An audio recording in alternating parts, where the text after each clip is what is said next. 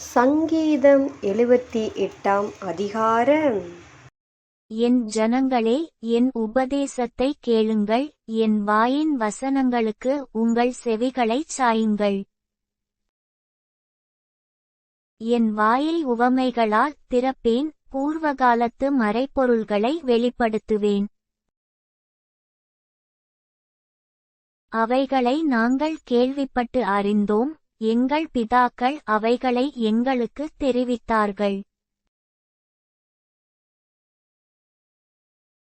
பின்வரும் சந்ததியான பிள்ளைகளுக்கு நாங்கள் அவைகளை மறைக்காமல், கர்த்தரின் துதிகளையும் அவருடைய பலத்தையும், அவர் செய்த அவருடைய அதிசயங்களையும் விவரிப்போம்.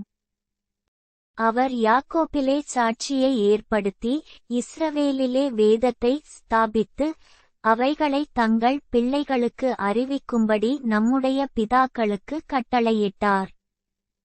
இனி பிறக்கும் பிள்ளைகளாகிய பின்சந்ததியார் அதை அறிந்து கொண்டு, அவர்கள் எழும்பித் தங்கள் பிள்ளைகளுக்கு அவைகளைச் சொல்லும்படிக்கும். தேவன் மேல் அவர்கள் தங்கள் நம்பிக்கையை வைத்து, தேவனுடைய செயல்களை மறவாமல், அவர் கற்பனைகளை கைக்கொள்ளும்படிக்கும். இருதயத்தைச் செவ்வைப்படுத்தாமலும், தேவனை உறுதியாய்ப் பற்றிக் கொள்ளாமலும் இருந்த முரட்டாட்டமும் கலகமுமுள்ள சந்ததியாகிய தங்கள் பிதாக்களுக்கு அவர்கள் ஒப்பாகாதபடிக்கும் இவைகளை கட்டளையிட்டார். ஆயுதமணிந்த வில்வீரரான எப்பிராயீம் புத்திரர் யுத்த நாளிலே முதுகு காட்டினார்கள். அவர்கள் தேவனுடைய உடன்படிக்கையை கைக்கொள்ளாமலும், அவருடைய கட்டளைகளின்படி நடக்கச் சம்மதியாமலும்.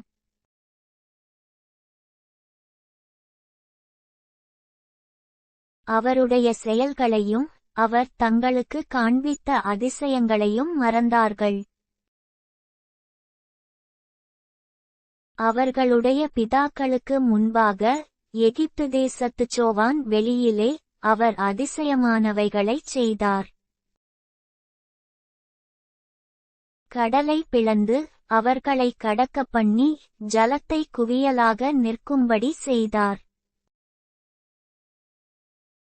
பகலிலே மேகத்தினாலும், இராமுழுதும் அக்கினி வெளிச்சத்தினாலும் அவர்களை வழிநடத்தினார். வனாந்தரத்திலே கன்மலைகளை பிளந்து, மகா ஆழங்களிலிருந்து தண்ணீரை அவர்களுக்கு குடிக்கக் கொடுத்தார். கன்மலையிலிருந்து நீரோட்டங்களை புறப்படப் பண்ணி, தண்ணீரை நதி போல ஓடிவரும்படி செய்தார். என்றாலும் அவர்கள் பின்னும் அவருக்கு விரோதமாய் பாவஞ்செய்து, வறண்ட வெளியிலே உன்னதமானவருக்கு கோபம் மூட்டினார்கள். தங்கள் இச்சைக்கேற்ற போஜனத்தை கேட்டு, தங்கள் இருதயத்தில் தேவனை பரீட்சை பார்த்தார்கள். அவர்கள் தேவனுக்கு விரோதமாய் பேசி, தேவன் வனாந்தரத்திலே போஜனபந்தியை ஆயத்தப்படுத்தக்கூடுமோ? இதோ அவர் கன்மலையை அடித்ததினால் தண்ணீர் புறப்பட்டு, நதிகளாய் புரண்டு வந்தது, அவர் அப்பத்தையும் கொடுக்கக்கூடுமோ? தம்முடைய ஜனத்திற்கு மாம்சத்தையும் ஆயத்தப்படுத்துவாரோ? என்றார்கள். ஆகையால் கர்த்தர் அதை கேட்டு கோபங்கொண்டார். அவர்கள் தேவனை விசுவாசியாமலும், அவருடைய இரட்சிப்பை நம்பாமலும் போனதினால். யாக்கோபுக்கு விரோதமாய் அக்கினி பற்றியெரிந்தது, இஸ்ரவேலுக்கு விரோதமாய் கோபம் மூண்டது. அவர் உயரத்திலுள்ள மேகங்களுக்கு கட்டளையிட்டு, வானத்தின் கதவுகளைத் திறந்து மன்னாவை அவர்களுக்கு ஆகாரமாக வருஷிக்கப் பண்ணி, வானத்தின் தானியத்தை அவர்களுக்கு கொடுத்தார். தூதர்களின் அப்பத்தை மனுஷன் சாப்பிட்டான், அவர்களுக்கு ஆகாரத்தை பூரணமாய் அனுப்பினார். ஆகாசத்திலே கீழ்காற்றை வரப்பண்ணி தம்முடைய வல்லமையினால் தென்றலையும் வீசச் செய்து மாம்சத்தை தூளத்தனையாயும் சிறகுள்ள பறவைகளை கடற்கரை மணலத்தனையாயும் வருஷிக்க பண்ணி அவைகளை அவர்கள் பாளையத்தின் நடுவிலும் அவர்கள் கூடாரங்களைச் சுற்றிலும் இறங்க பண்ணினார். அவர்கள் புசித்து திருப்தியடைந்தார்கள், அவர்கள் இச்சித்ததை அவர்களுக்கு கொடுத்தார். அவர்கள் தங்கள் இச்சையை வெறுக்கவில்லை, அவர்களுடைய போஜனம் அவர்கள் வாயில் இருக்கும்போதே. தேவகோபம் அவர்கள் மேல் எழும்பி அவர்களில் கொழுத்தவர்களைச் சங்கரித்து இஸ்ரவேலில் விசேஷித்தவர்களை மடியப்பண்ணிற்று.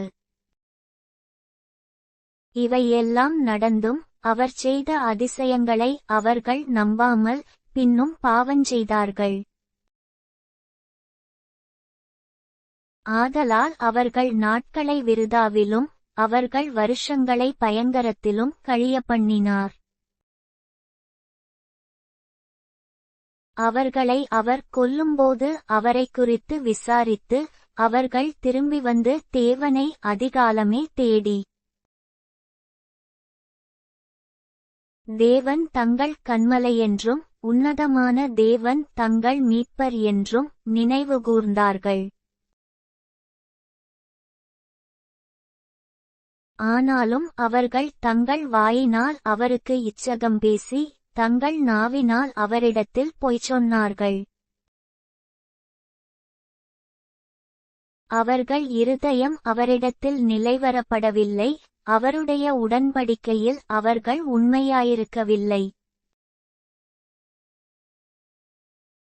அவரோ அவர்களை அழிக்காமல் இரக்கமுள்ளவராய் அவர்கள் அக்கிரமத்தை மன்னித்தார். அவர் தமது உக்கிரம் முழுவதையும் எழுப்பாமல் அநேகந்தரம் தமது கோபத்தை விலக்கிவிட்டார். அவர்கள் மாம்சமென்றும் திரும்பி வராமல் அகலுகிற காற்றென்றும் நினைவுகூர்ந்தார். எத்தனை தரமோ வனாந்தரத்திலே அவருக்கு கோபம் மூட்டி அவாந்தரவெளியிலே அவரை விசனப்படுத்தினார்கள். அவர்கள் திரும்பி தேவனை பரீட்சை பார்த்து இஸ்ரவேலின் பரிசுத்தரை மட்டுப்படுத்தினார்கள். அவருடைய கரத்தையும் அவர் தங்களைச் சத்துருவுக்கு விலக்கி மீட்ட நாளையும் நினையாமற்போனார்கள். அவர் எகிப்திலே தம்முடைய அடையாளங்களையும் சோவான் வெளியிலே தம்முடைய அற்புதங்களையும் செய்தார். அவர்களுடைய நதிகளை இரத்தமாக மாற்றி அவர்களுடைய ஆறுகளிலுள்ள ஜலத்தை குடிக்கக்கூடாதபடி செய்தார். அவர்களை அழிக்கும்படி வண்டு ஜாதிகளையும் அவர்களை கெடுக்கும்படி தவளைகளையும் அவர்களுக்குள்ளே அனுப்பினார். அவர்களுடைய விளைச்சலை புழுக்களுக்கும் அவர்களுடைய பிரயாசத்தின் பலனை வெட்டுக்கிளிகளுக்கும் கொடுத்தார்.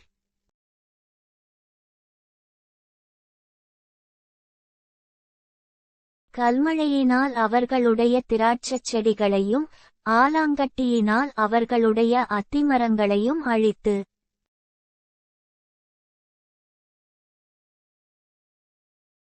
அவர்களுடைய மிருகஜீவன்களை கல்மழைக்கும் அவர்களுடைய ஆடுமாடுகளை இடிகளுக்கும் ஒப்புக்கொடுத்தார். தமது உக்கிரமான கோபத்தையும் மூர்க்கத்தையும் சினத்தையும் உபத்திரவத்தையும் தீங்கு செய்யும் தூதர்களையும் அவர்களுக்குள்ளே அனுப்பினார். அவர் தம்முடைய கோபத்துக்கு வழிதிறந்து அவர்கள் ஆத்துமாவை மரணத்துக்கு விலக்கி காவாமல் அவர்கள் ஜீவனை கொள்ளை நோய்க்கு ஒப்புக்கொடுத்தார். எகிப்திலே தலைச்சன்கள் அனைத்தையும் காமின் கூடாரங்களிலே அவர்களுடைய பெலனில் முதற்பலனான யாவரையும் அழித்து தம்முடைய ஜனங்களை ஆடுகளைப் போல் புறப்பட பண்ணி அவர்களை வனாந்தரத்திலே மந்தையைப் போல் கூட்டிக் கொண்டு போய்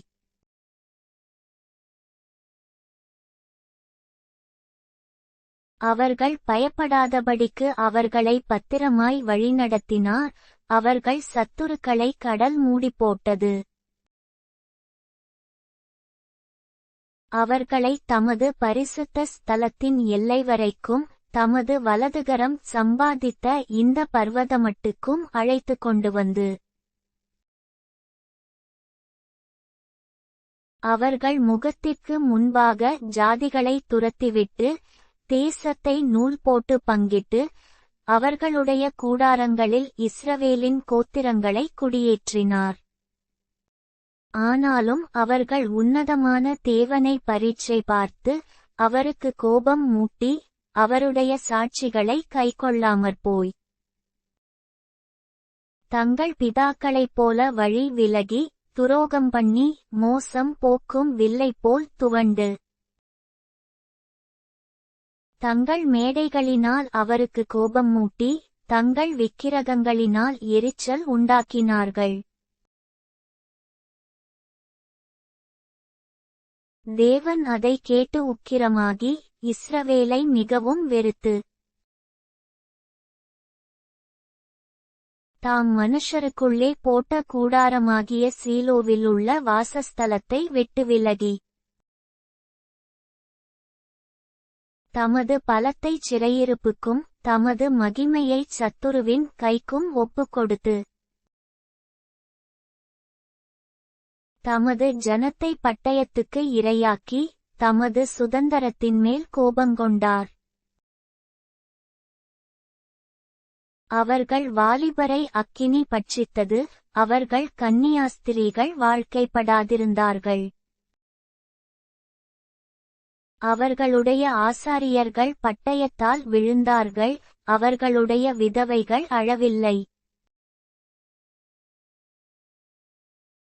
அப்பொழுது ஆண்டவர் நித்திரை தெளிந்தவனைப் போலவும் திராட்சரசத்தால் கெம்பீரிக்கிற பராக்கிரமசாலியைப் போலவும் விழித்து தம்முடைய சத்துருக்களை பின்புறமாக அடித்து அவர்களுக்கு நித்திய நிந்தையை வரப்பண்ணினார். அவர் யோசேப்பின் கூடாரத்தை புறக்கணித்தார். எப்பிராயீம் கோத்திரத்தை அவர் தெரிந்து கொள்ளாமல் யூதா கோத்திரத்தையும் தமக்கு பிரியமான சீயோன் பர்வதத்தையும் தெரிந்து கொண்டார். தம்முடைய பரிசுத்த ஸ்தலத்தை மலைகளைப் போலவும் என்றைக்கும் நிற்கும்படி தாம் அஸ்திபாரப்படுத்தின பூமியைப் போலவும் கட்டினார். தம்முடைய தாசனாகிய தாவீதை தெரிந்து கொண்டு ஆட்டுத் தொழுவங்களிலிருந்து அவனை எடுத்தார். கரவலாடுகளின் பின்னாக திரிந்த அவனை தம்முடைய ஜனமாகிய யாக்கோபையும் தம்முடைய சுதந்தரமாகிய இஸ்ரவேலையும் மேய்ப்பதற்காக அழைத்து கொண்டு வந்தார்.